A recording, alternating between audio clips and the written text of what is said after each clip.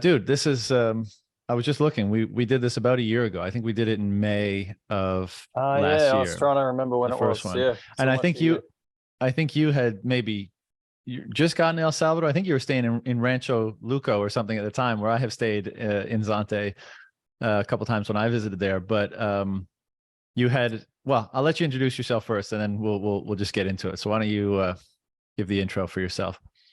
Sure, thank you. I'm Beef Back Better. My name's Owen, Australian. I moved to El Salvador in October, and I haven't been very active on social media or anything because I haven't had too much that I felt was very important to say, but I've managed to actually get the beef business started here, getting some local, there's some really good local natural grass-fed beef, which is much needed here, and it's kind of blowing up now. So keen to fill you in on where it's up to. That's awesome. When I was there last, and we went to the grocery store to get our beef, but like they have all sorts of, the meat section, at least in the place we were at, was huge. But I think it all came from Nicaragua. Like I checked the packaging, and like the tomahawks we bought and all that kind of stuff, I think was from Nicaragua. So, and when we last spoke, you had a small ranch, beef operation in Australia, I believe, right? But due to COVID nonsense and maybe your just desire to, well, you tell me what was, and you were in El Salvador at that time, I guess, looking around. So where were you at the time, and how have things progressed since then? Yeah, that's right. So I came for a month, May last year, almost a year ago. And yeah, at that stage I had a little farm in Australia.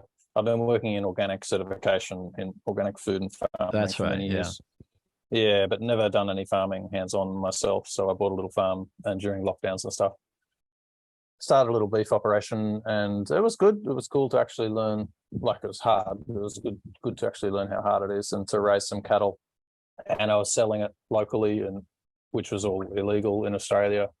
And I came for the visit here just as soon as they'd let me out of the country. Basically, a friend was also traveling, and he sort of fired me up and said, come on, like they'd just opened the borders and you had to have documents and shit. But so I came over for a visit and stayed for a month and just had a great time. As soon as I landed back in Sydney, I just didn't want to be there. It wasn't exciting to be back in Australia at all.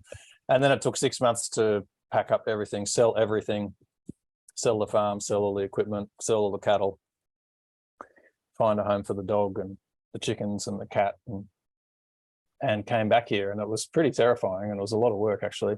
But what was terrifying about it?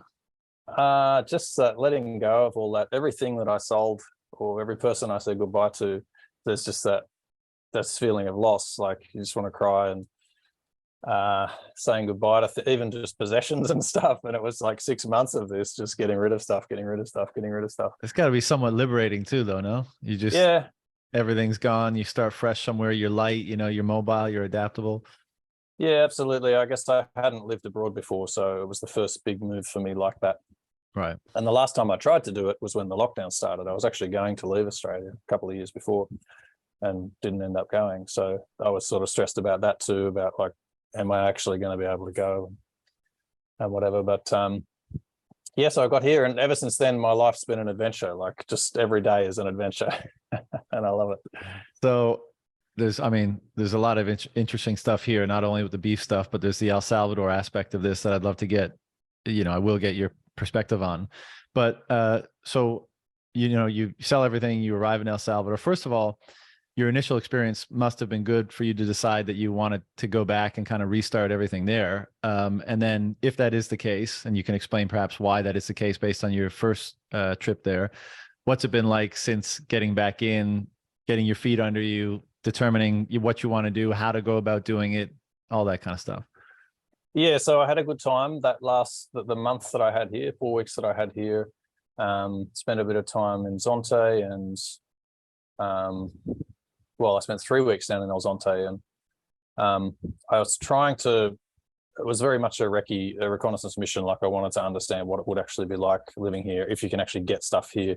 So I was going to hardware stores and things like that, like working out what it would actually be like. For the last week that I was here, I rented a car and rented an apartment in the outskirts of San Salvador in Santa Tecla, and just lived in this apartment with the car and sort of got used to what I tried to get a feel for what it would really be like actually living here, so that I wasn't fooling myself because I was just in holiday mode. The 3 weeks in Zonte, I was just in holiday mode, so it was all great. But in that last week, I did a lot of looking around and scoping out, and realized that, yeah, you can get everything here and it's quite safe. And I wasn't sure at that point. I was never sure if I wanted to come back. I had that sinking feeling when I landed in Sydney, but then I still was never sure of whether I wanted to go. I just got to this point, maybe it was 2 months into that 6 months, where I was just like, I can't decide. I'm just going to do it. I'm just going to start doing it, and I'm going to see how it feels. And if I get there, I get there. So I just couldn't decide. So then I just started getting rid of stuff, and that's when the train was in motion then. Right. And I was pretty like getting up to that point of getting on the plane for the last time, I was pretty nervous about whether I'd just made a terrible mistake. But it didn't take long after being here that I was happy. Like and part of that was making sure I had motorcycles here, which is funny. It's a hobby of mine, off-road motorcycling. And I'd made some connections when I was here last time, and we did some riding, and that kind of aspect, I already had a bike waiting for me here, and for some reason that was comforting. And as soon as I got here, I went riding with some local guys, and as soon as I got here, I met some other new people that had arrived, other Bitcoiners from around the world in San Salvador, and I just rented a little Airbnb, and it was small and it wasn't particularly great, but it was in a good area, and just fell into a great group of friends in the city, and just every day has been an adventure since then. And I'm living down the beach now, because I got quite sick for about a week, maybe it was COVID or whatever. I was pretty sick though, and I was pretty low then. it was only like 6 weeks in or something. I had a week where I didn't really go outside, and I was getting pretty low. I was missing home and missing my dog and stuff like that. And that's when I decided to try living down the beach, just to get a bit more space and fresh air and a healthier lifestyle. And so it's good. It's pretty hot down here, but otherwise it's really nice. I prefer it here than the city. Yeah. Right. Were you there in November of last year? Yeah. I got here when that hurricane came through, early October. Oh, okay. I wish I'd remembered that, because I was only there for 2 or 3 nights around the Adopting Bitcoin conference. We were doing a premiere for the documentary we shot the year before. And it was actually the first time I'd spent really any time in San Salvador, because every other time, the 2 other times I'd been there, they were all in Zante. And, it has some of the elements of developing country / third world sort of cities, in terms of its polish, let's say. But I really liked it. I don't know if it's because every time I've been there, there's been a lot of Bitcoiners around, and there's kind of that hoopla energy, but everyone that I encountered there, like from restaurants to retail operations to cafes to just people on the street hanging out in the central squares and stuff, were really professional, inviting, polite. You don't get that kind of like you're a gringo edge like you get in so many other places. And you can tell there's an energy there. There's an enthusiasm, there's a hope, there's like people are getting after it. They know things are on the up and up. They want to participate in it. And it's just you feel the edge of it having a tumultuous history and being fairly poor city, but you also feel this like tremendous exuberance. And I really like the feel in San Salvador last time I was there. Yeah, I love living there too. It's a beautiful little city. And yeah, I agree with everything you say there. It's well, firstly, for the city, the infrastructure is actually pretty good. And yeah, the conference was at a very nice hotel, and there are only 2 big, very nice hotels, really. So we were at one of them. So that was a bit of a very nice. You could have been in any city in the world there, and the service was good and the food was good and everything. Did I see you at the conference? I did say hello briefly. I wasn't gonna call you out on that, but I said I was volunteering, so I was speaker running Oh, around. okay. Okay. And I quickly said hello, but Well, I'll forgive you for that one. I apologize for that, but you're saying hi to like, Yeah, 100 people within the span of 30 minutes. So, it was a great conference. Like, yeah, and having that shortly after I arrived was awesome. Like, I bet, energy yeah. that gave me, yeah, and I met lots of people through that. And volunteering there was really fun. And that was when I just recovered from that, whatever that illness was. I just was better in time to go to the conference, fortunately. Yeah, so that area of the city is beautiful, and especially Zona Rosa, San Benito, Santa Elena, Colonia Escalon, like those areas are just beautiful, and you can walk around. You can walk around at night. It's perfectly safe. Everywhere is safe in this country. It's incredible. And I was a bit nervous about that early on. Still, I wasn't going out at night on my own and so on. But it's just, I laugh about that now. Like, it's so safe here. What a turnaround. Yeah. Because I think when we went there in November 21 to shoot the documentary, I think that's when they had like a huge uptick. Like the day before we got there, there was like 20 homicides or something like that. And I think that is what immediately preceded the state of exception or whatever it's called. Like that, I think it seems like it was that. More like 70 murders in one day. Yeah, something like that. And that's what made the government or Bukele just be like, enough is enough. We're ratcheting things up. And I guess it's been tremendously successful. How do you talk to you about this a little bit? I noticed that you went to NOSTR recently. And I saw your tweet saying, like you got scammed by the cabbie, by a restaurant, but your Airbnb, you can't wait to get back to El Salvador. And, again, that's kind of what I was referring to earlier about, like in so many of these places like El Salvador and Costa Rica and similar places, you have that, there's like an edge against gringos sometimes, you feel, right? And, or just, generally, if you're a tourist in places, like people take advantage of you a lot. That's the case too. You could be in Italy and the same would be true. And it just seems like El Salvador, almost astonishingly, because it has such a crazy history, the people there just seem to be incredibly inviting and friendly and seemingly trustworthy. Like all these mishaps that you often have to be on the lookout for, and of course you should still be on the lookout for them anywhere you go, but they seem to be far less prevalent in El Salvador. Yeah, I've been talking about this for a while with people.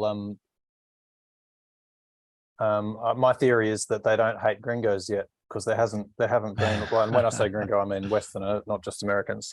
Yeah, they don't hate they love foreigners. Actually, most of the locals I meet just really love foreigners, because they haven't had many here for decades. There haven't been many people. Once you get to know us, you'll hate well, that's my fear. Like, you go somewhere like Thailand. I've spent a lot of time in Thailand, and people are trying to scam you every day.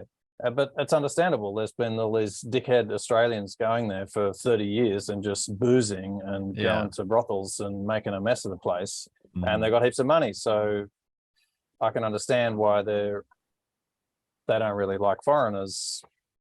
They'll give them nice service and stuff, but generally there's a bit of Thailand's probably they're still very friendly. I know what you're saying. They'll try to squeeze you, but there's not an aggressive element to it, or there's not like a super Malaysia's worse. element. In Malaysia, it's like every day someone's trying to scam you, and elaborate scams. And I've been scammed out of some of them are elaborate and disgusting, and it's every day. And that has never happened to me here, not once in El Salvador. So yeah, I totally agree. I don't know. My theory is just that they don't dislike foreigners yet, and hopefully, especially with a lot of Bitcoiners coming here, we will be respectful, and we will return the respect that they give us, and will not behave like dickheads, and hopefully they won't start to hate us. But at the moment, exactly, it's that people will still some of the locals will they like foreigners so much that some of the locals can sometimes even maybe be a little bit dishonest because they're trying to impress you.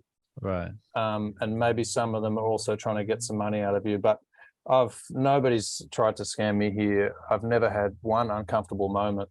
Nothing's ever been stolen. I've never even had an argument. Like, they are generally very helpful, very friendly. All you got to do is smile, and they'll smile back, and people will want to help you, especially if they see that you're in a spot where foreigners aren't going very often. They'll just come up and say, do you need something? Do you need any help? My mother visited recently, and we visited the historic center, which is sort of a shitty old part of town that's still not yet been cleaned up. Yeah, we went there in November. Right. There's so much potential there. There's beautiful architecture and stuff. They're cleaning up the government Some of the roads, and the owners are cleaning things up now. Yeah. And yeah, people were just coming up and saying, do you need anything? Do you need the bathroom? Do you need some water? Just locals to help, because I was helping my mother around. So yeah, it's a great place from that respect. And hopefully it'll stay that way if we return that respect to the locals. you know, that place when we went down there, it was like a half an hour, 40-minute ride from where the conference was. Yep. And on both, you know, going there and coming back, both of our taxi drivers, you know, one of our crew spoke fluent Spanish, and so they were chatting the whole time.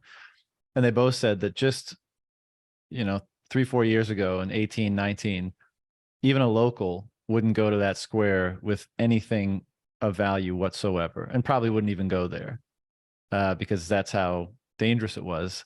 And now, you know, people are just out there enjoying life. Basically, there's stands where you can buy fruits and candies and whatever else, and kids are playing in the square, and they had like nice Christmas light installations up, and you know, it's just people enjoying life basically. And it's amazing that you know, a few short years ago people wouldn't even risk going there.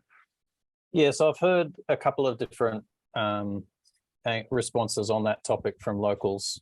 So the locals who have been living in some, like near the hotel, like up in Colonia Escalon, and been running a business there for a few years, they will say, oh, it hasn't really changed that much, because they're already living in a very safe... They were in the nice neighborhoods. Right, yeah. And they kind of haven't noticed, but they would also, yeah, oh no, we never go to the historic center, we never go to Ilopango, we never go to Soyapango, we never go to Mexicanos. Those places are dangerous, you don't go there. But in their day-to-day life, they haven't seen any change. And even some of the locals that say, oh no, that place is dangerous, that reputation, I think this is roughly right. I'm sort of inferring from talking to people here, which I do as much as I can. One place can get a bad reputation from one incident, right, and then people will say, oh, that's a dangerous place. So it will be one gang murder that happened, or even a civilian, like you know, a non-gang member got caught up in something or kidnapped, you know, 2 years ago once in that area, and it'll then be stuck with that reputation. So, but yes, many there's so many people coming back here. Like, it's real. The stuff that you see Max Kaiser posting and stuff like that, it's real. Like, every week I meet someone who's moving back here. They've lived in the United States for 10 or 20 or 30 years, and now they're moving back because it's safer here than the United States now, and and there are more opportunities here. The cost of living's too much in the States, and the government's gone mad.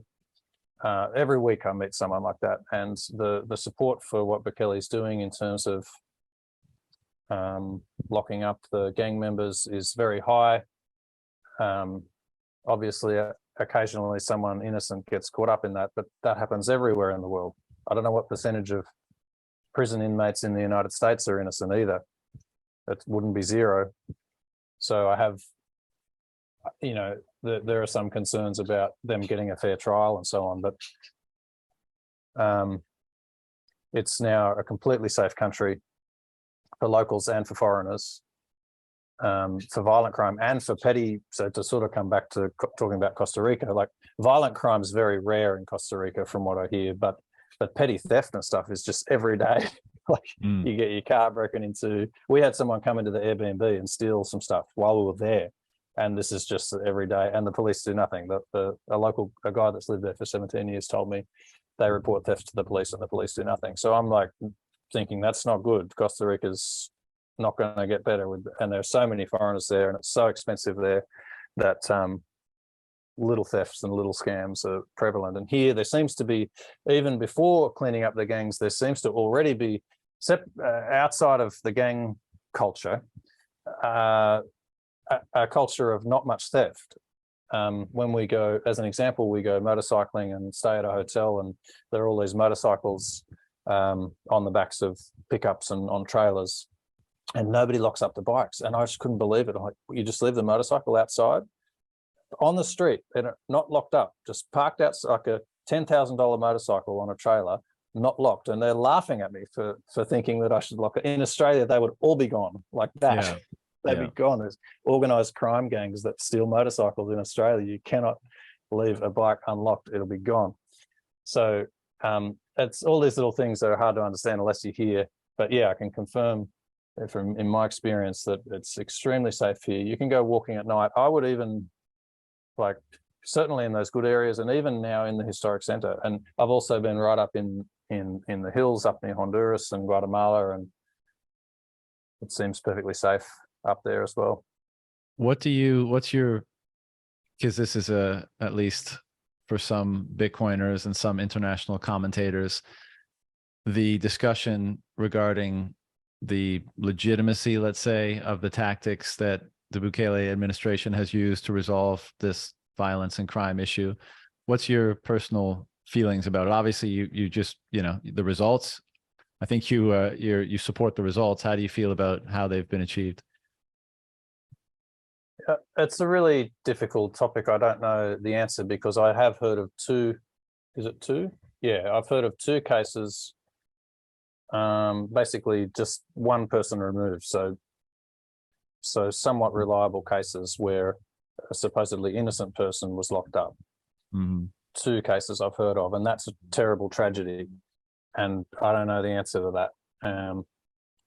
And they say that they're going to get a fair trial. They say that each person goes in front of a judge before they're locked up, but there are 60,000 people, so I don't know how that backlog's going to take. Apparently there are 60,000 people locked up, so it's an impossible topic. I don't know the answer. If someone's locked away, someone who's innocent's locked up for who knows how long, then that's a tragedy. But like I say, that happens everywhere. I mean, so maybe 1 or 2% of the population here are now in jail. But that's similar to Australia and the United States. It's around 1% of people are in jail. Around 1% of people can't be trusted to live in society because they're going to mess with everyone else. So there should be, I mean, all we've worked out to do with those people is lock them up. And I can't think of a better thing to do. And there's just this horrible reality that occasionally innocent people get locked up. And I don't know the answer, but that is happening. And to what extent, I don't know. But it's no different to anywhere else. Like, if you can't afford a good lawyer in the States, and you're going to get locked up as well. That's a terrible situation there. I mean, here, one of those two is out now, and they did a GoFundMe or whatever, and they were able to go through the channels and they were able to get him out. So that's really good. I'm very pleased to see that. Yeah. And yeah, that's about all I can think to say on the topic. Yeah, I mean, there's no perfect solutions. And El Salvador is coming from such an extreme situation. What is the appropriate response to such an extreme situation? And I agree with you that someone who's innocent being incarcerated is definitely a tragedy. And you can't, these sorts of questions, you can't balance them in this way, but it's also the case that all the innocent people being killed by those now incarcerated people is a horrible tragedy. Yeah. Right. And so you've got to act, you've got to address the situation in some way. And given the scale of it, given how many, let's say, gangsters there were and, all their activities, you got to cast a pretty broad net. And how do you cast that broad net and have it be effective with a 0% error rate? I mean, it's just impossible, right? Yeah. And I think the way that it's been done, I can't think of a better way to have done it. And it's enormously popular. Yeah. Not just in El Salvador, but throughout Latin America, it's enormously popular what he's doing. Yeah. And as we've been discussing, has been extremely successful.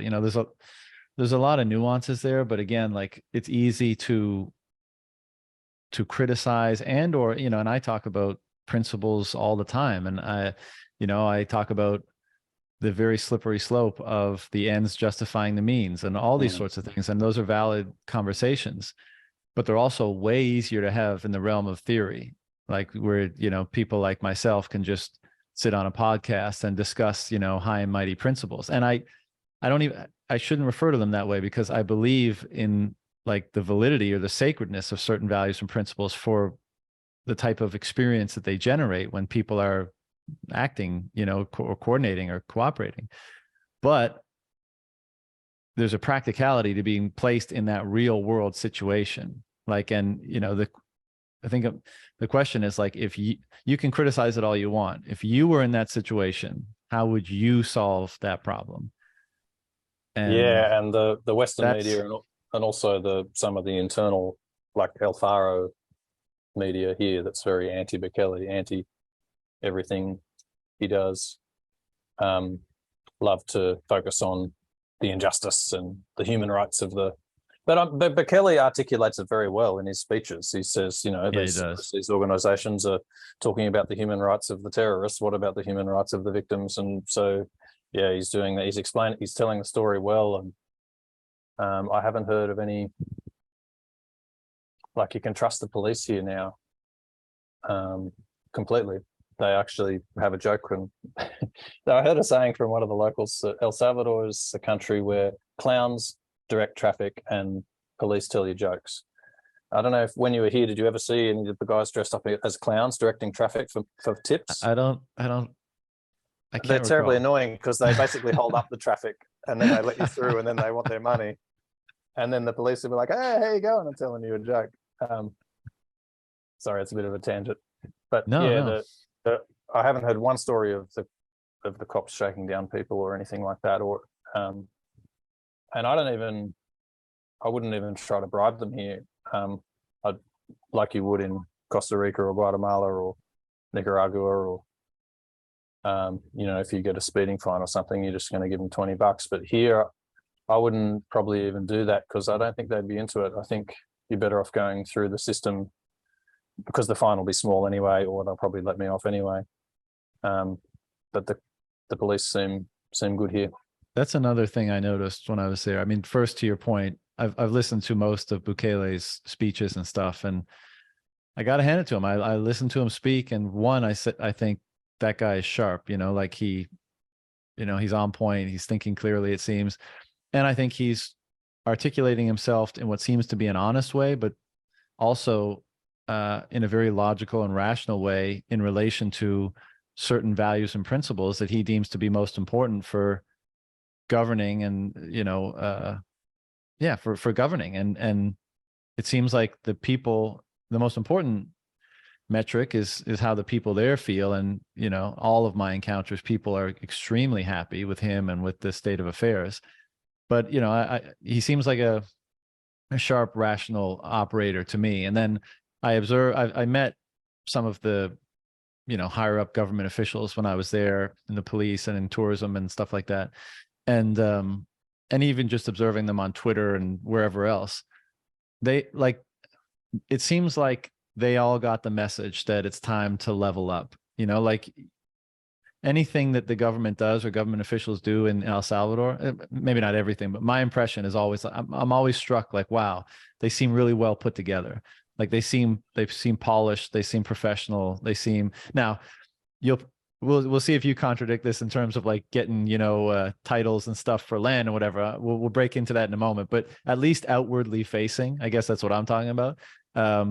It seems like like everyone has kind of been told that it's time to level up, it's time to do things the right way, it's time to represent and present yourself properly or in a respectable manner. And that's the, as insofar as you think government has any legitimacy whatsoever, and there's a discussion to be had there. But if you do, wouldn't you want the government to be kind of something that's worthy of emulation to some degree, or at least the characters in the government, like they're put together, they're honest, they're articulate, they're trying to do well by the people that they're ostensibly serving. And again, there's a legitimacy of government is a whole other thing, but it seems to me a far cry from the type of public officials that you in Australia, myself in Canada, people in the US and everywhere else in the world have had to deal with over the last however many years, where everyone seems like a clown, everyone seems corrupt, nobody is speaking honestly, frankly, nobody is speaking rationally with any degree of logic. Like it's just complete clown world everywhere, and it's refreshing to see something different than that. So there's still a government, so they're still bad, and if they're not currently bad, they'll probably go bad. and I don't know what the answer to that is either. So I get a bit upset with the likes of Alex Gladstein when they refer to people like perhaps like you and I who speak positively about Bukele by calling us, what does he call it? Bukele simps. Yeah, It's like, I don't know. anyway, we won't go down that path, but I'm Well, not a Bukele simp, but and I think that, governments are generally bad, or they'll go bad, or they'll get kicked out and replaced by someone bad. And I don't know what the solution to that is. And that may well happen with the Bukele government as well. He may go bad. I think now he's not bad as far as governments go. There's still a lot of bureaucracy here, but you are absolutely right. There has been some sort of top-down directive where, all right, we're open for business now, we help people. And when you're dealing with, it's still bureaucratic, and you still have to do a lot of footwork if you're going to immigration office, or you're going to get a vehicle registered, or you're going to buy a vehicle or buy some land. It's still very bureaucratic. There are forms to fill in, there are things you have to do. But everyone that I've dealt with, from government and lawyers and so on, are really helpful. And that's apparently different to a few years ago. There used to be brick walls. You just say, oh, no, you got to do this. You got to go talk to that guy. And he'd say, oh, no, you got to do that. You got to go talk. And you just get the runaround, and you couldn't get anywhere with any government department, like in Venezuela at the moment or something. Right. And there's been some sort of directive. They haven't actually managed to streamline procedures especially well, but there's been a huge attitude change that's very noticeable, that they're generally trying to help. And even perhaps, well, probably, largely as a foreigner, if I say, and I'll try to say it as politely as I can, I'll say that's a bit silly, like, can you make an exception? They'll generally go, yeah, okay. So I learned to say, can you make an exception, in Spanish? And generally they say yes. The one that's still bad is customs. Import duties customs is a big problem. And the way that all of the locals get around that is by just faking documentation to reduce their import taxes. And I don't want to do that. So I'm being a dumb gringo and paying ridiculous taxes for imports. But Bukele mentioned recently that that's something that's going to get looked at, the import taxes. If they were more reasonable and if it was more streamlined, then perhaps people would pay them. So there's a huge grey market. Everything comes in suitcases from the United States at the moment. It's very frustrating to not be able to bring it in legitimately. So I think they'll reform that at some point. It's still bureaucratic, but very polite and helpful, and actually quite fast, and a real attitude of wanting to help, maybe especially the foreigners, I guess, but hopefully also for the locals. What's the status on, because when the Bitcoin law was announced and then later enacted, in tandem with that, there was a commitment to, like, well, what you just said, like streamlining, deregulating, being open for business, kind of getting rid of all, or a lot of the bureaucracy, and just trying to focus on, being conducive or supportive of entrepreneurship and business generally. What's been the holdup there? Has it had something to do with the volcano bonds? Like, why can't those things be changed more quickly? And you just mentioned that Bukele recently said that there's going to be some changes made, perhaps. And I saw that he was, maybe it was last week, maybe even this week, he was sending something to Congress to that effect. But yeah, that one, yeah.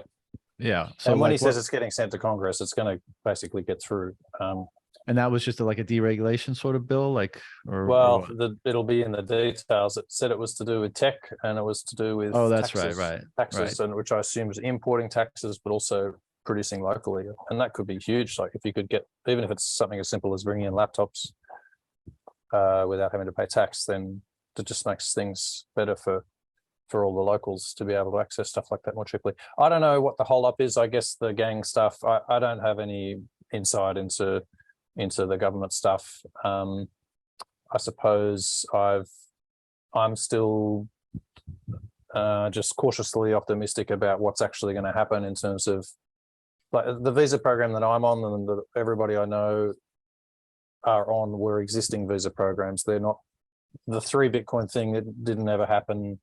I think even some of the details of the volcano bonds are released now. I think it's only available to accredited investors. So but already the visas that were available there's one for everyone basically already. and it might take a few years to get permanent residency and then a few more years to get citizenship, but they've just been continuing as before. So I guess the holdups have been to do with the gang, everything else the government has to deal with. Right. But yeah, I don't know how it will. I'm just wait and see in terms of Bitcoin City. One of the reasons I'm not super interested is it's a very hot part of the country, and I don't know if I'd want to live down there unless it's a very well-designed city, which it might be. And I haven't seen any sort of investment packages or anything that are especially interesting to me. Like I still probably wouldn't buy a Volcano bond. I'd probably just buy Bitcoin unless it got me citizenship straight away. By the looks of it, they're only available to accredited investors anyway, which apparently you can do that through, well, which I wouldn't be eligible for. So I think they should, with the citizenship or the passport thing. I mean, I'd love to see them take a different approach than all these other tax haven island nation small countries have done, like your St. Kitts or your Vanuatu or your, even Portugal and places like that. I mean, most of them are some flavor of citizenship or passport via investment, right? So either you loan the government 100K, 200K, whatever, or you buy that amount in property, you buy that amount in some sort of sanctioned fund, and then you get your passport. But it's so transactional. It's like, I don't want to live in Vanuatu. But here's 200 grand and I have the passport. Now it's whatever. I have a second, more options. But like, why not? I just think there's, that administration has done a lot of things differently. I think they should treat, and this is somewhat arrogant, I suppose, but I think they should treat the people that want to move there and live there, a lot of whom are probably Bitcoiners, as like, see them as the asset that I think they probably are. And what I mean by that is like, why not incentivize them? Like not just you put 100,000 plus price tag on it like everybody else does, but like realize that if you can incentivize this group of people who are, probably more well capitalized than the average person, more entrepreneurial minded, more kind of motivated to participate in, building out this parallel world that is Bitcoin, like all those things, why not incentivize to come? Because I think, and maybe they don't want it too quickly, and maybe that's part of it, but I think if you lowered that dramatically, or you took a different approach than just the transactional, pay for your passport sort of thing, and you made it like, because a lot of Bitcoiners around the world now, my impression from speaking to people everywhere, they're interested. They're like, yeah, I heard a lot of great things about El Salvador. And even people that have visited, they're like, yeah, they had a great experience. But it's not yet compelling enough to be like, I'm going to uproot myself or my family from wherever we are and move. But if there was, if there was tax incentives, if the price to get your citizenship or the time wasn't the same as everywhere else, or if it was done construed in a different way, or, add some creativity to the mix. But the punchline being that people are actually kind of compelled by how strong that incentive is. I think a lot of people would be pushed over that edge and they'd come in droves, basically. Now, again, maybe they don't want that immediately because, it would be too disruptive. But I don't know. Hopefully there's a different approach, because just the normal one. Probably I don't know, but I think that's probably what the holdup is. I think that's what they're trying to work out, because there has been here for decades, the brain drain has been real. Like every smart young person who's been able to go to the United States has gone, and almost every young person now still want to go. It's just sort of a legacy thing, and they've been right to go. There's been no opportunities here. It's been unsafe. So the smartest and the most capable have been leaving for decades, and it's noticeable. I saw some statistics about IQ, and it's terrifying. Like the smart people, a lot of them left. And so I think that the Bukele government's probably thinking along your lines. I don't know, but I think that, and I think that might be what they're trying to work out, because they actually want to attract talent, and not just necessarily sell passports. Because what happens to those countries that just sell passports, like Vanuatu, is that the passports become devalued. The agreements, the visa-free access gets smaller and smaller, because the countries, especially Vanuatu, for instance, where they let any old if you've got a criminal record and you're looking for a second passport, you go for a Vanuatu one, you know. So other countries know that, and they so the passport becomes devalued. So maybe they're trying to find that balance. Yeah. Yeah, I hope so. What was one more thing I wanted to? Oh yeah, we referenced foreigners have been coming even despite whatever the current visa and passport and citizenship situation is. Many have been coming. What's your impression of kind of how many are coming, and what they're getting up to, and have your experiences and interactions how have your experiences and interactions been with other expats or foreigners that have come to start a new life in El Salvador?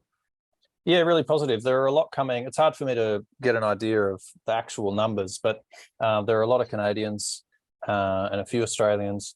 But it's amazing, even for Christmas lunch, for instance. I was at a lunch and we had something like 20 people from all around the world, and all really smart, interesting people. And you normally wouldn't get that. You wouldn't have got that in San Salvador a little while ago. It felt like I was in Singapore or Shanghai or Bangkok or something, some sort of, or Switzerland, like to have a table of 20 people who are all doing very interesting things, very smart, capable people are all moving here. So that's pretty cool. It's become this international hub of interesting Bitcoiners and because of the Bitcoin thing, and also because of that, the COVID filter, there's some selection there, and they tend to be freedom-oriented people. And I don't know the magnitude, but I reckon it's probably, it has to be hundreds of families that have come since I've been here. To the point where I don't know them all. I know dozens. I know dozens of people. Even in this housing complex here where I'm living, there are 4 or 5. Actually, I met another lady today. She's a local Bitcoiner, actually, so she's not actually part of the discussion. But there are 5 other Bitcoiner households just in this little housing estate, and there's like 3 in the housing estate there, and there's another 3 there, and we're not even in El Zonte or San Salvador. We're just in between. So, yeah, it has to be hundreds of families coming, and all of the ones that I've met have been great, and they've not been here to get drunk and party and piss off the locals. They're here to have freedom, but also to maybe to try to opportunity, rebuild the place, because it really feels like the land of opportunity. Like for entrepreneurs, they need everything here, and because of that brain drain for decades, it was just too hard to do business here for so long that even if you've got a reasonable idea and some sort of experience in implementing it, you'll be able to do it because people want it. People are welcoming, and that's what I'm experiencing with the beef business. Is all this support from locals and foreigners is just something that's needed. But before we get onto the beef business, I feel like we should mention the Bitcoin. We were talking about government a lot, but we didn't talk about Bukele's Bitcoin policy directly. Did you want me to give you an update on that? Yeah, so it seems like, unfortunately, it's probably, with the locals, it's probably his least popular policy, which is interesting. Just because, well, mostly because people don't understand why he's doing this Bitcoin thing. So wherever possible, we talk about it with the locals, and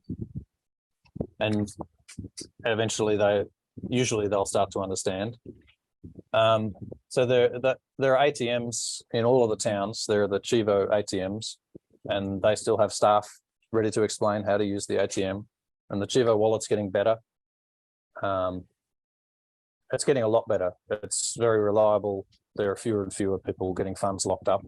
The customer service if a transaction doesn't go through for whatever reason, because the government, it's the Chivo wallet and the Chivo ATMs are fully controlled by the government. So we explain that to the locals when we can. If a transaction's stuck, it's usually stuck in some sort of ledger that the government are running, and you have to call customer support, and you have to stuff, and they'll take you through one by one the basic troubleshooting, which is frustrating for an experienced Bitcoiner. It's like, no, I sent it to the right address and blah, blah, blah. But eventually you'll get your funds back.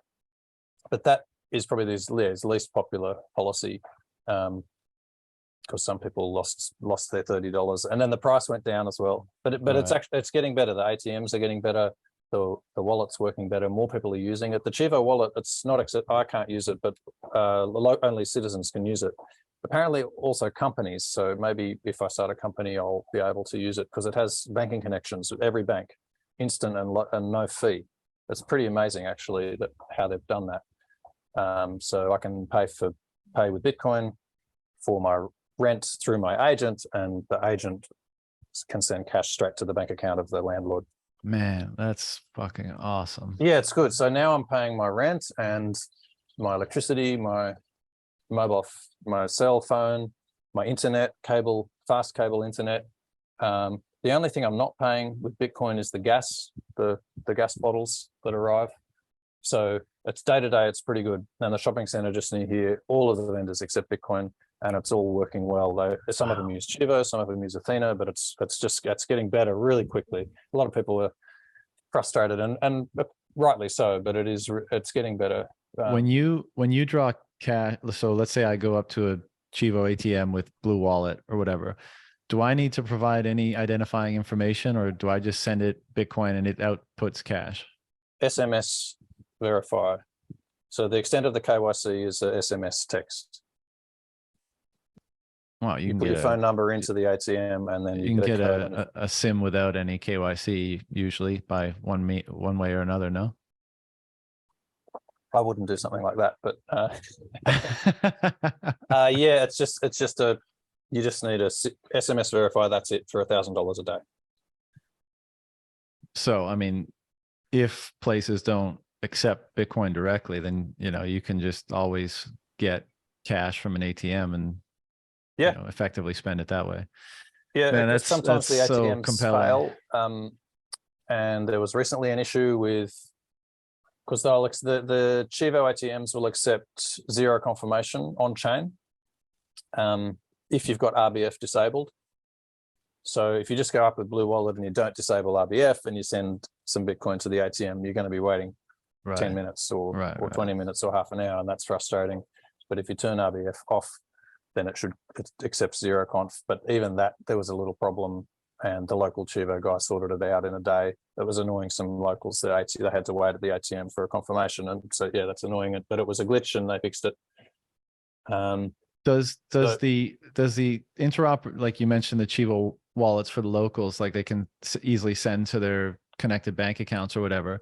Is there any like Bitcoin banking services in the country yet? I mean, that's kind of one, because if you can switch back and forth, I mean, that's definitely facilitating, banking services of a kind. But is there any, bank there that's like, we're the one that helps intermediate or, between these two systems basically, and you can do business banking and you can, all that kind of stuff? Is there anything like that yet?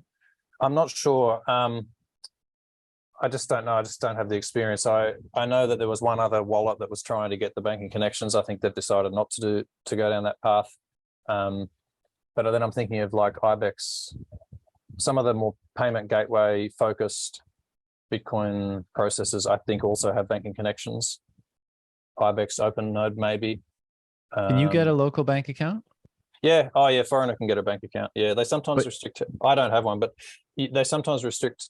They put a limit that you have to wait a waiting period before you can use Swift, which is sort of annoying, but a 3-month waiting period before you can use Swift, for instance. But yeah, you can get a bank account. It's just a matter of going to the bank with a Spanish speaker and spending a few hours there.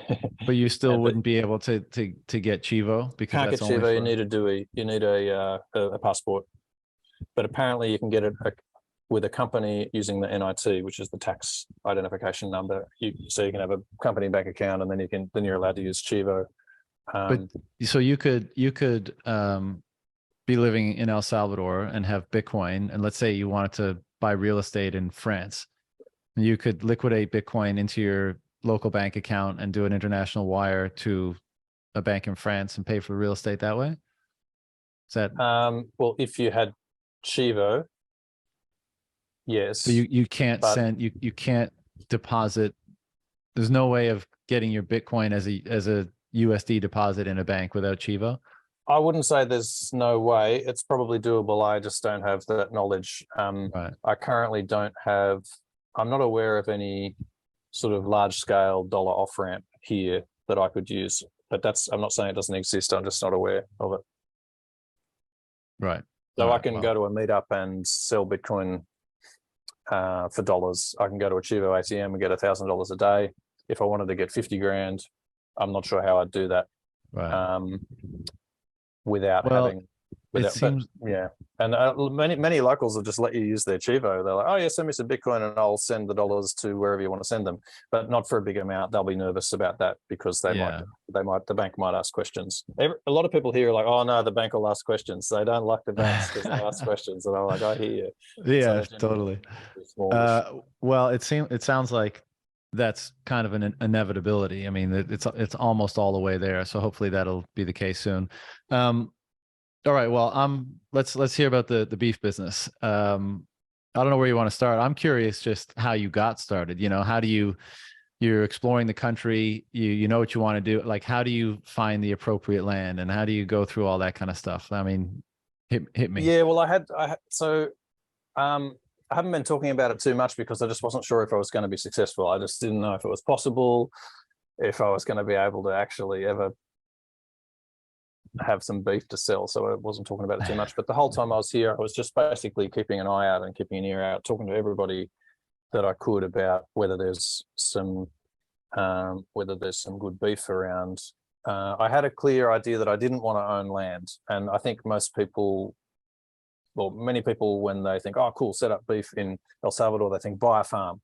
And I had having bought a farm in Australia and run it, I had a very clear image that I didn't want to buy a farm. I didn't want to try to run cattle here directly, personally, because it's just, I don't know the landscape well.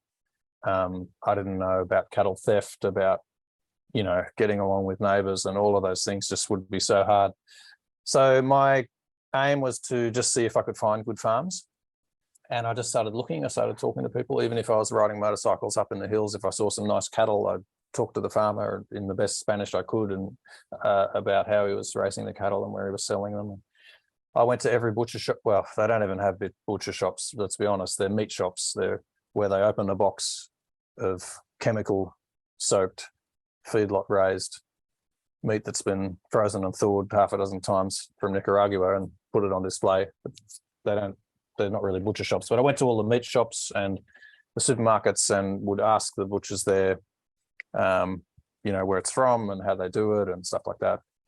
And just asking around, I visited a few farms that were they weren't bad, but it wasn't going to work in terms of them being too isolated or them not having enough product or the product not being finished.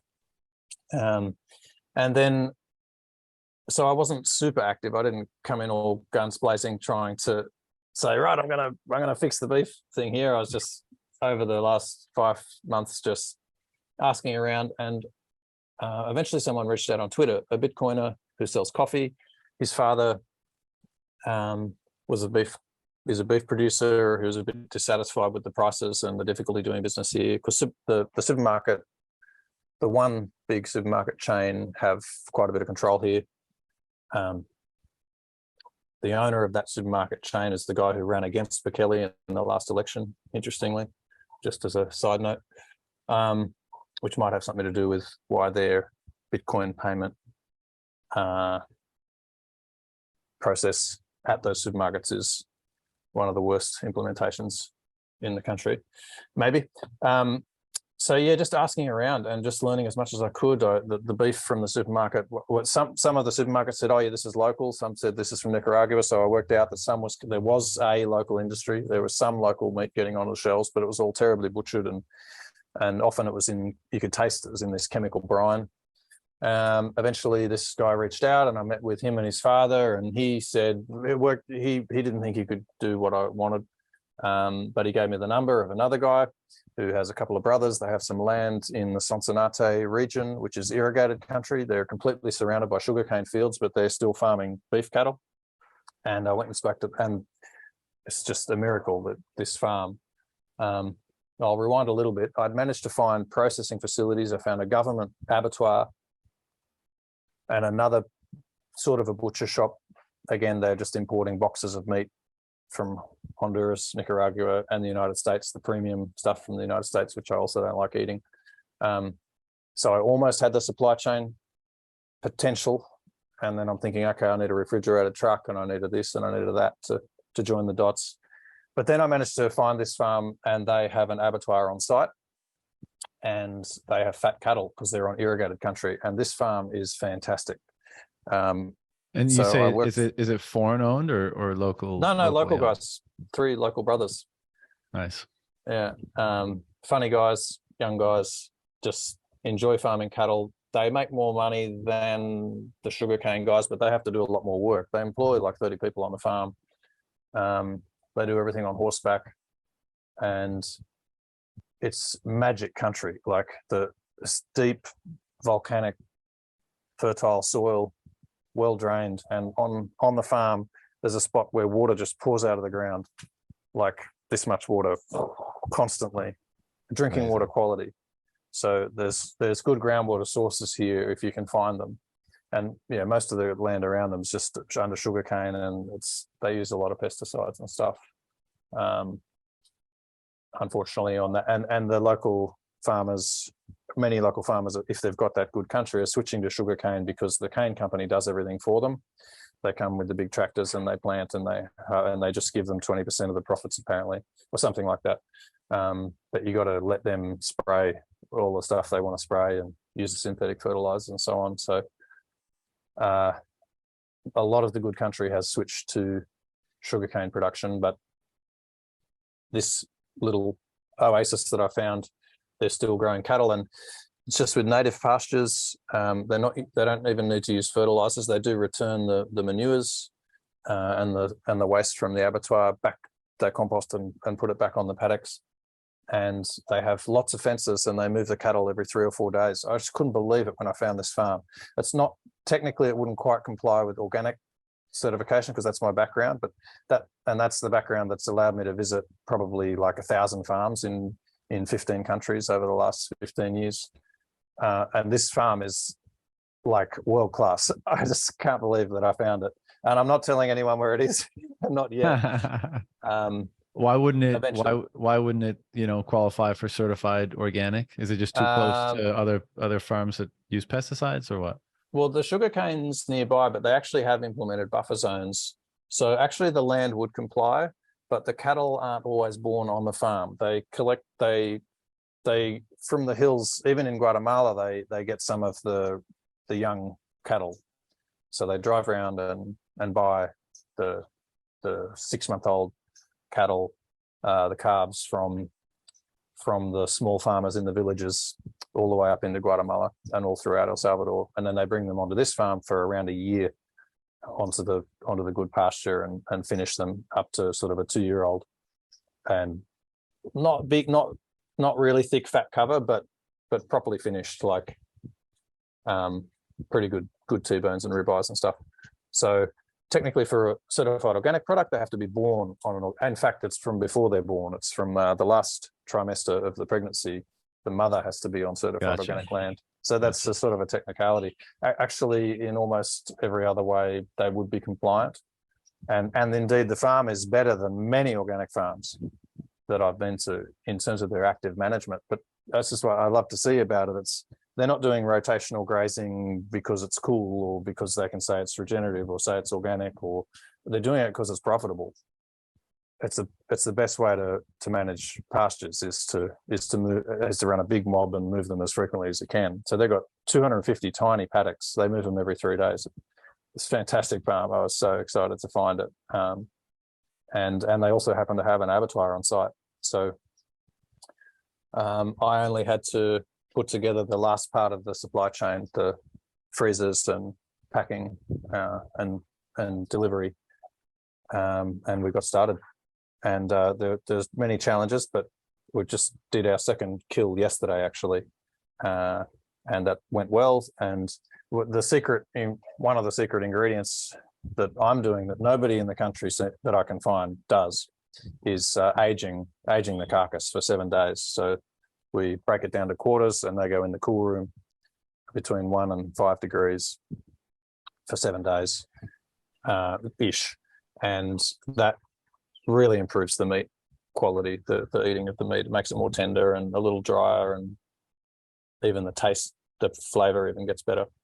So is the model, I guess, the business model, just you have sourced, the best meat effectively, that's in accord with certain principles and quality and all that jazz.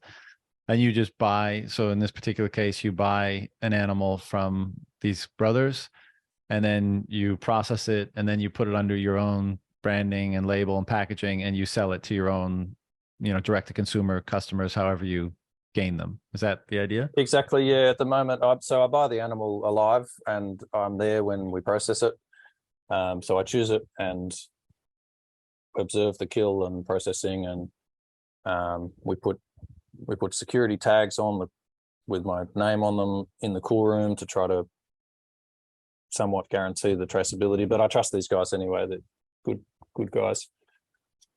And then I'll go back a week later and we do the butchering together, that's really difficult because the butchery skills here are different, and then they don't have names for. They have very broad names for cuts, and I'm not a butcher too. That's the main problem. If I had those skills personally, then I could just direct it. But we've got enough skill to get it done okay. And then packing it and distributing. And I'm just doing mixed packs at the moment. I was trying to do a 10-pound mixed pack that's half ground beef and half steaks and ribs. Last time I only managed to actually get to 7 pounds per pack to fill the orders we had, and I'm actually going to run with 7 pounds because it'll be weekly. We'll get into a weekly kill schedule pretty soon, I think, hopefully, and a 7-pound pack. And I only accept Bitcoin, and at the moment I'm just delivering for free between San Salvador and El Zonte. But right, there are many problems and much to work out, like whether to charge for delivery and how to outsource the delivery, and all these things will come with time. Sure. But for now I'm just doing it personally, which is I really like, because I'm actually meeting my customers and we're talking about why, and I'm getting the feedback. And so are they all Bitcoiners, all the clients? I mean, they're paying in Bitcoin, I guess, so they must have. Yeah, that's providing a filter. Yeah, mostly Bitcoiners, but there are a few locals now on the potential customer list that we'll be notifying when it's available. We have a few locals now, so not all foreign Bitcoiners. Do they have any, stupid, what I deem stupid agricultural laws in El Salvador? Like you mentioned in Australia, same is true in Canada. Like you can't sell raw milk, and I mean, there's a couple. Yeah, there's Canada has basically a dairy cartel in Canada. But what are the rules in El Salvador? Well, there's one really stupid rule that's still here from the agricultural reform from the Duarte government, apparently in 1991, which was that you're not allowed to own more than 245 hectares of land. So the Duarte government stole all the land from the big commercial. That was the end of agriculture here. From what I can gather, was 91. They just stole all of the land from the commercial larger scale farmers. I mean, and I like small farms, don't get me wrong, but they distributed that among their friends, and 245 hectares is big enough to do a vegetable operation, but it's not really big enough to do a commercial scale beef operation. So I've heard from first-hand accounts from several people who wanted to set up cattle operations in Latin America, and they avoided El Salvador because they couldn't get enough land. They're not allowed to own more than 240 hectares of land. So they can't get the economy of scale. So they went to Nicaragua instead, where you can buy 1,000, 2,000 hectares, and you can have, 1,000 cattle. So that's one stupid rule. There's other stupid. The government are doing other stupid stuff here with regards to agriculture, like heavily subsidizing synthetic pesticides and synthetic fertilizers. They're with good intent, I'm sure, but they're handing out sometimes free and sometimes subsidized poisons to these farmers in the villages. I don't know what to do about that. I was talking with Texas Slim last night, I think, about that. there are many problems still, and all I can see is how to just incentivize good beef production and get good beef on people's tables, and really because I wanted some. Right. There are. Is there anything against you being able to, like, is this under I'm not aware the that I'm doing table right anything now? illegal yet. I've just employed someone who's a good Spanish speaker, and we're going to start doing some research to make sure we're all covered in terms of legal requirements here, because at some point someone's going to want to, you know, dog me in for something. I think everything we're doing is legal. I don't think it's illegal, to use your raw milk example. I don't think that you can buy raw milk here easily. Nice. So that's cool. Yeah, it's cool. There's already a couple of entrepreneurs just on this bit of coastline who are making butter and cream and kefir and all from raw milk. Like, it's fantastic. So, but there's still room. So good. We could do more. I can get raw milk here straight out of the vat, no problem. It's just whether, I don't think I have time to add that product yet, but just the logistics of keeping it covered and refrigerated is, you have to be more careful with milk than with meat. It's a bit easier with meat. So no, I haven't run into any issues like that, like I would in Australia. And even if, I'm pretty confident that even if I do, I'll go, okay, well, I'll fix it from now on, and I'm not going to land, you know, not going to get in heaps of trouble about it. Right. I'm just you won't be in prison with the gangs. Well, I have not, that's for sure. I have not. They do have, it's bureaucratic. Each animal has a document. You have to carry that document if you're transporting the animal, or they'll maybe put you in jail for cattle theft. So that's something that we do. And in terms of licensing of facilities and stuff, well, one other little tidbit that I am aware of is that apparently it's been reported that there are 100 beef processing facilities. There are 100 unlicensed beef processing facilities in the country.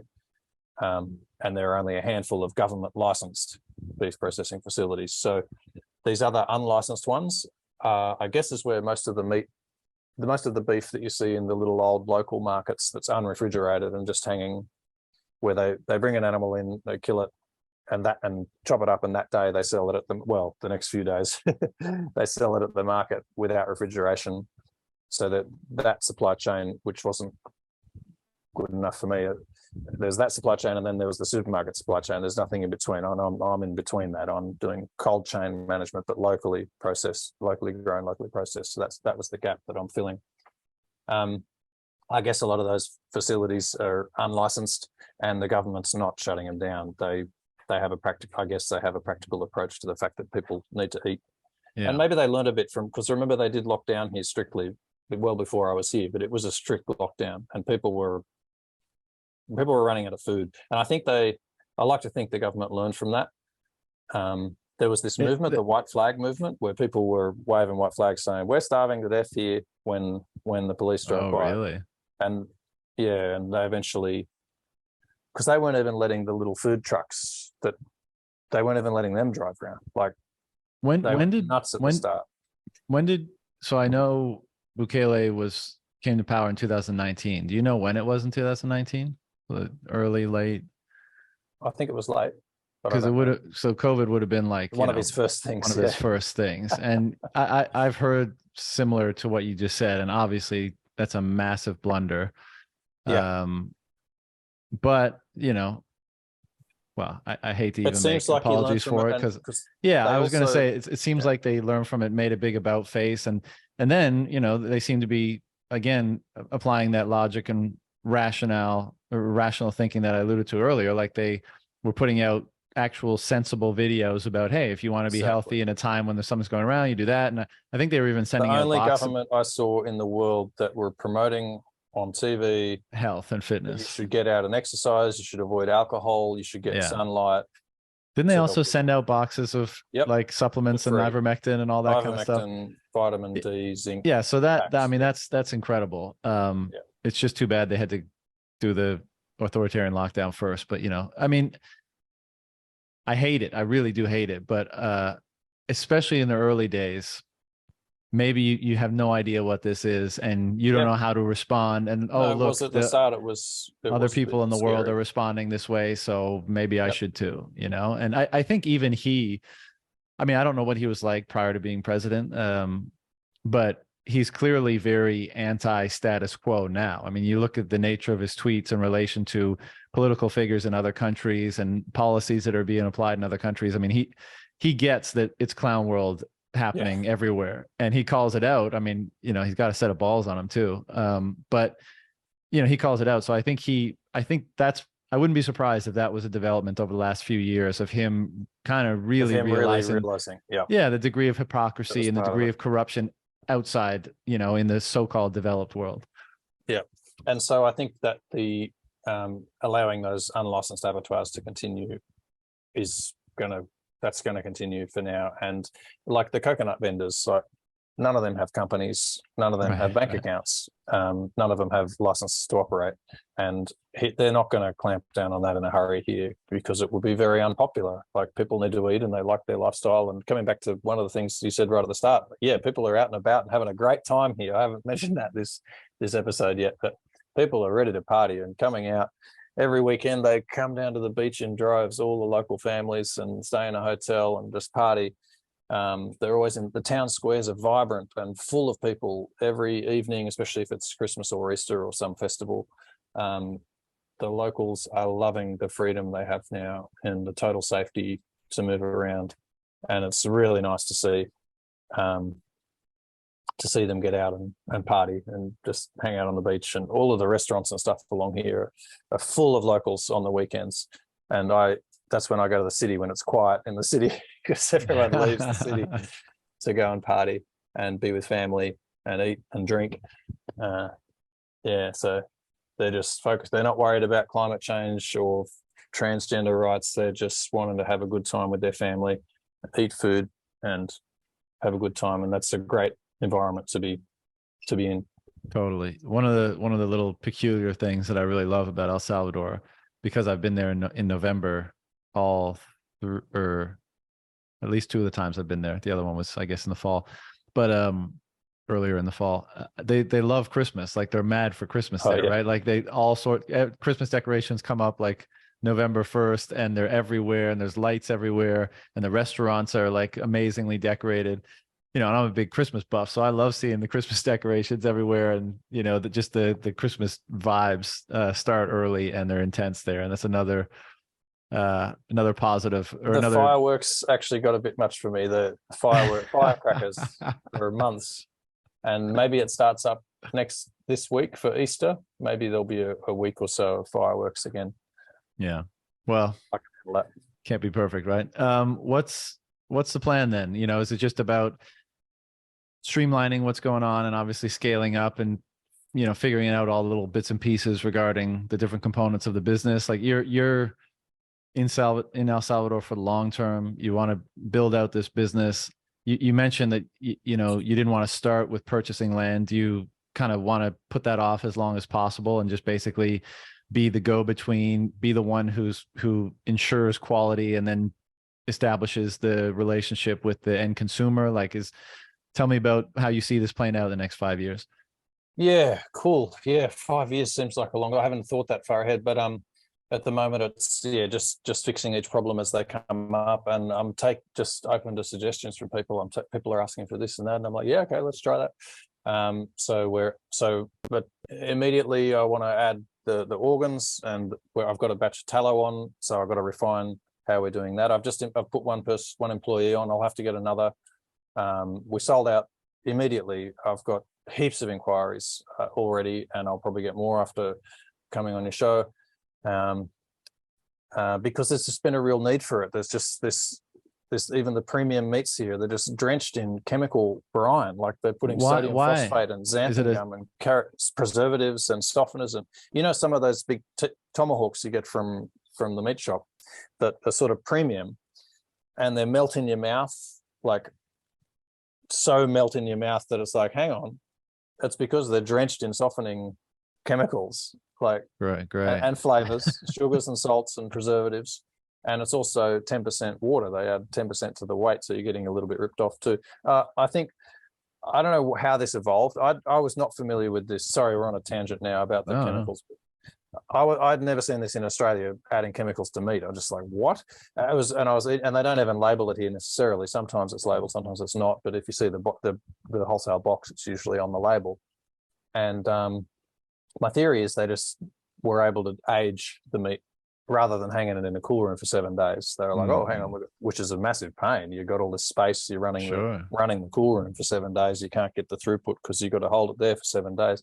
A very fiat approach, if I do say so myself. Yeah, exactly. They worked out they could just soften the meat by adding some chemicals instead. I think that's how it evolved. And then they're like, well, cold chain management's not very good here. A box of meat that comes from Nicaragua is frozen. It's supposed to be frozen. It's going to thaw out, and it's going to thaw out many times. Right. So let's put preservatives in too. And it's like, well, let's add some flavor enhancers as well. So, but I was eating these premium steaks on my trip a year ago, and I was getting stomach issues, and I couldn't work it out because I was only eating steak and eggs, which is like normal.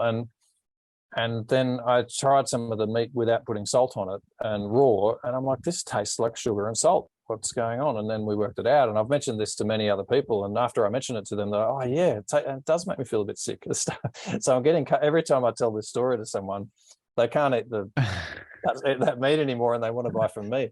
So how convenient. It's very convenient, but it's true. It's the truth. It's citrates and like xanthan gum and carrageenan gum. I don't know why they put that in meat. It's like tree sap.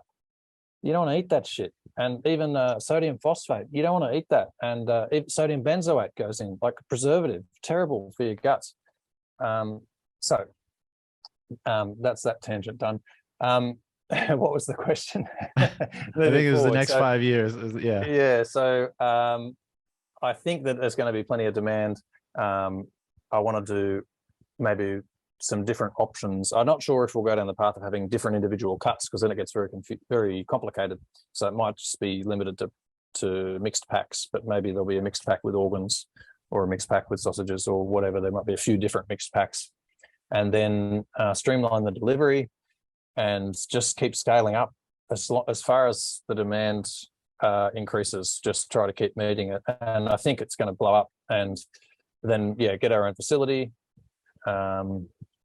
And then we'll have to be sure that we've got good supply. So I need to keep finding good farms as well, other good farms. But I had a really good chat with Texas Slim and my colleague Kiki, Bitcoin Baby on Twitter, about other problems with agriculture here, and I need to just focus on this business. I'm really busy with that, but I also see other problems here that it's not obvious to me how to fix them, but perhaps there's so many people who are interested.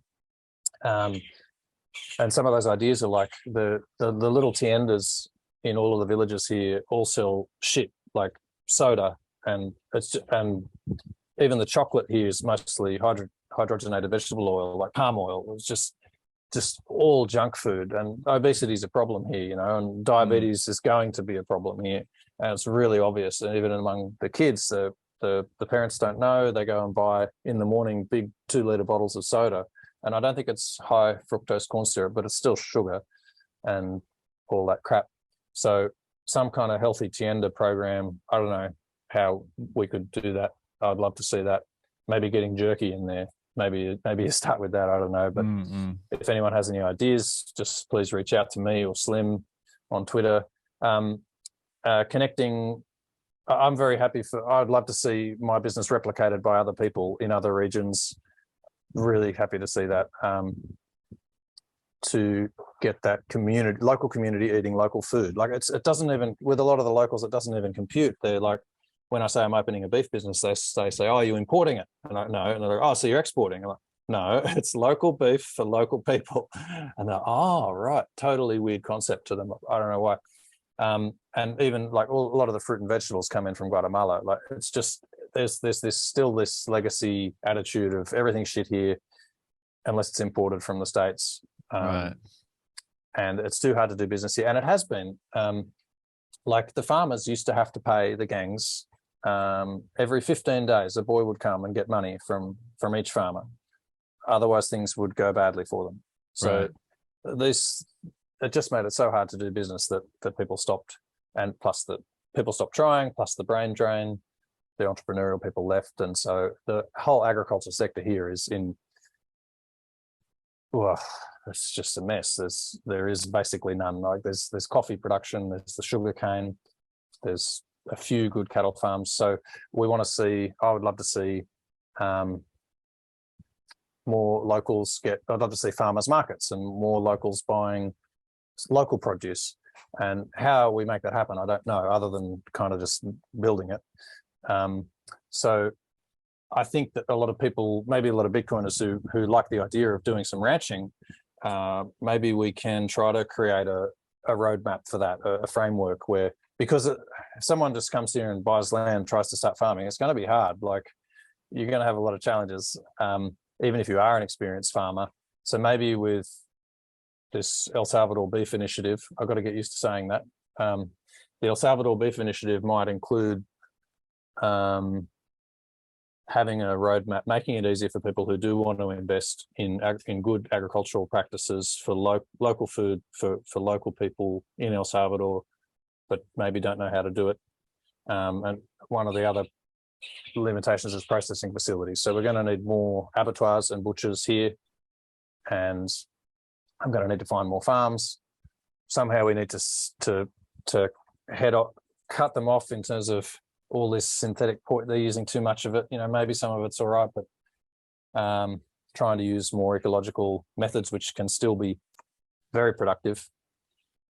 So in the next 5 years, I'd like to see my business go well and make money and feed as many people as I can. But I'd like to see many more businesses like it. And I'd like to see agriculture develop here not in the disastrous industrialized way, but I don't know how to do that. But if anyone can help with that, then give me a hoy or give Texas Slim a hoy, and we can talk about it. Well, where there's a will, there's a way. And it seems like El Salvador is just, you know, there's going to be more and more people interested in that kind of stuff arriving there, or, you know, becoming awake to that kind of stuff for people that are there already. So hopefully that bodes well for, you know, the development of an agricultural industry in the correct way. I think this might be the last one I have for you, but, you know, a lot of people are looking at going there, as we said already. And I know like the beachfront property game is, you know, probably pretty hot right now, and the properties are fairly expensive. Is there, what is living, is it possible to live like up kind of in the mountains, in the more temperate areas? So let's say it's not as hot and humid, you know, gets a little bit cool at night. Presumably the land is much cheaper. Like, are people doing that? Is there the possibility to live in a nice place up in the mountains somewhere and drive a half an hour either way to go wherever you want to go? That's exactly what I'm looking for. And yes, I think it's absolutely possible. Firstly, beachfront property is not all expensive. Only really maybe right here to Zonte, between El Zonte and La Libertad, but further east or further west, it's still cheap. You can get like a big rancho, even right on the beach, or maybe only a couple of, you know, one block back from the beach, with a house, with a pool, for still under 200 grand. So you can get beachfront if you want, and you can get it cheaply if you're willing to just go a bit out of El Zonte. And I think, yeah, that sort of has to happen in terms of some Bitcoiners maybe just going out there and setting up, and then some more will follow. Right. But yeah, the mountainous area, there are so many microclimates in El Salvador, and exactly as you say, that in the mountains, once you get, I've been looking into this quite a bit because it's a bit hot for me down here. Yeah, me too. Yeah. So up in the hills, as soon as you get above well, you can go just here only 100 meters up and you get the breeze at least, and the breeze is quite cooling. But if you want to get the cool nights, it seems like you've got to get above 1,000 meters, which is not far. It's just up there. Like even San Salvador has parts that are above 1,000 meters elevation, and then you get at night, you get below 20 degrees. Sorry, I'm speaking in meters and Celsius. Yeah. You get below 20 degrees in well, I'm evenings. Canadian, so I'm used to it. Oh yeah, good. No need to apologize then. Sorry to the Americans or wherever else. And if you go further up, so you can go 2,000 meters up, and then everyone's wearing jumpers. It still gets hot in the daytime though. It still gets to 30 degrees so in the day, but then at night it gets right down to maybe even 16, which is very, very pleasant. So yes, there are places like that, even above the 1,000-meter line, and there are a lot of places above the 1,000-meter line that are, as you say, within a half an hour drive still from San Salvador or from the beach. And that's so on like a common. mountain or a volcano or some kind, big view of the valley and or coastline in front of you. Commissagua. And you know, if you bought land's still cheap. Yeah, land's cheap, and building, you know, I don't have that knowledge. Building, probably the builders are fairly busy now. Right. There are good builders. The building quality now can be good. It's usually cement and reinforced concrete and Besser blocks, but they do it well because there are a lot of earthquakes here. They have to do it well. Yeah, Comasagua is where I have a similar dream, but right up north. Comasagua is just it's only 20 kilometers from here, and it's on the 1,000-meter line, and you have beautiful ocean views, and you look out over the valley, and it gets down below 20 degrees at night. Sounds good. And land is I'm about to look at some land. Keep me posted. Yeah. Well, there's also there are beautiful cabins and stuff like that for sale. It's just, and it seems like the best place to find them is on Facebook Marketplace. But if your listeners are genuinely thinking about buying here, you just got to come here first. Like, yeah, oh, totally. You have to look around. Come here and just rent a place. You won't find anything online, really. You just have to get boots on the ground to understand the potential challenges with access and yeah. Can you live off? I mean, presumably you could live off grid there. There's enough sunlight to power some solar panels and that jazz. And, you know, you get your Starlink satellite. Yeah, well, even cell signal's generally good because there are a lot of towers along the coast, and there's a lot of hills to put towers on. So cell service is generally good. There's not a lot of home solar, but I see there's already one company popped up now doing home solar and off-grid homes. Not even solar hot water is not common here, which is crazy because there's plenty. Well, along the south coast, nobody has hot water because it's so hot. But if you were living in the hills, you'd want to have hot water, and absolutely solar would make sense. And you could do solar for your electricity as well.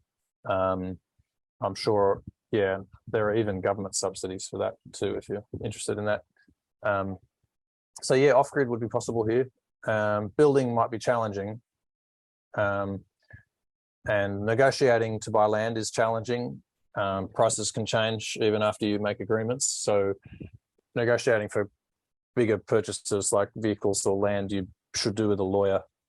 And lawyers are cheap. You $30 and you get a lawyer to sit down and negotiate it, and then you write up the contract and then you sign, and only then is it an agreement. That's just the local culture. But some of the land can be very steep, or the access can be very difficult, or even the title. There could be some local will know, no, that's this other guy owns some of that land. So you have to be here still. Like, yeah, there can be issues like that. A sibling arrives and says, no, this is my land. So you have to be here and work with a lawyer throughout the negotiation. But there are real estate agents now that help you with that accept Bitcoin for all the land they sell. All of the properties they sell, they will accept Bitcoin. I've seen a few on Twitter. Yeah. So it's exciting, but I'm still, for now, I'm just holding Bitcoin. I'm not wanting to buy at the moment because I think the price might do what it does every few years.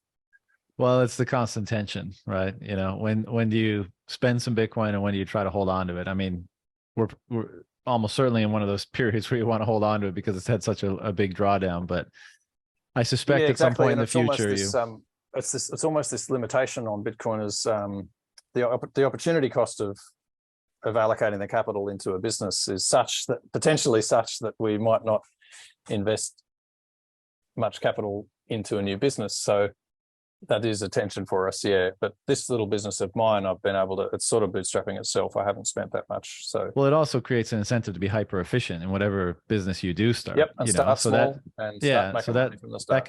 That could be a good thing. And then also you know, it'll find its level eventually. You know, like we always, of course, we want this to happen as soon as possible. So we're always impatient, I guess. But you know, people will hodl, and when they feel like deploying that capital is more valuable to them than continuing to hodl, they'll deploy it into something presumably extremely meaningful, because again, you're having to let go of the sats that you covet so much. And so what I see happening is, you know, maybe it takes some more time, but ultimately we get all these businesses, enterprises, and all this kind of stuff, services of various kinds that are just like people are really into, you know, because again, they're not going to get into it. They're not going to fund it with their own sats unless it's something incredibly meaningful to them, and unless they really want to put their, you know, the fullness of their capacity, potential, or life into it.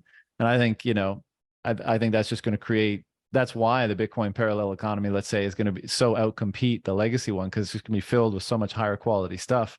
And it seems like El Salvador is going to be a place where a lot of that is concentrated, you know, because it's a small place and they're the first mover on so many of these things that everyone's coming in. And at that point where they decide it's time to deploy capital to actually build something, I feel like you're going to get all these businesses popping up that are just awesome, you know, because it's people really, you know, believing in or being super into whatever it is they're doing, and that transfers into quality for the customer. And you know, I think I'm excited for that. I can't wait to see it unfold. Yeah, I agree. I think it's just gonna absolutely boom here, and I think you're right in terms of the preventing the misallocation of capital and malinvestment from the fiat mindset. Will, maybe it means it happens a bit more slowly, but that's probably for the best as well. Yeah. Yeah. Well, man, this has been great. Thank you for fielding all my El Salvador and beef related questions. Did you have anything you wanted to touch on or shill or discuss before we shut it down? Thank you for having me. That's been great to catch up again. And yeah, if you're coming to El Salvador and you want some good beef, just hit me up on Twitter for now. We'll have a website soon and so on. We had another company name, but I'm just going to go with Beef Back Better because it's kind of catchy. Most people don't get the joke of where it came from, like Build Back Better. That was a brief bit of stupidity for a couple of years ago. But even though most people don't remember Build Back Better, Beef Back Better seems to still be a catchy name. So just look for me here when you come over, and I'll get you some mistakes. Were you doing, because I saw on your Twitter feed, were you like messing around with another logo and it was going to be called something natural or something like that? Yeah, Carnes Locales Naturales, and we're going to shorten it to Calona, which would have worked well in Spanish too, but Beef Back Better just has a, well, I liked it too, but Beef Back Better just seems to have a catchier ring to it, and probably a bit more sticky. So I support that branding decision. But I will definitely, next time I'm in town, hit you up, and we'll have to get together, but also we'll have to eat some of that meat. So I look forward to that. Sounds good. We have a guy from France has moved here and is starting to cater events. We're going to do gourmet burgers. We've got a whole lot of stuff planned. So I look forward to seeing you here. Sounds awesome. All right, man. Well, look, thanks again for the chat and the time.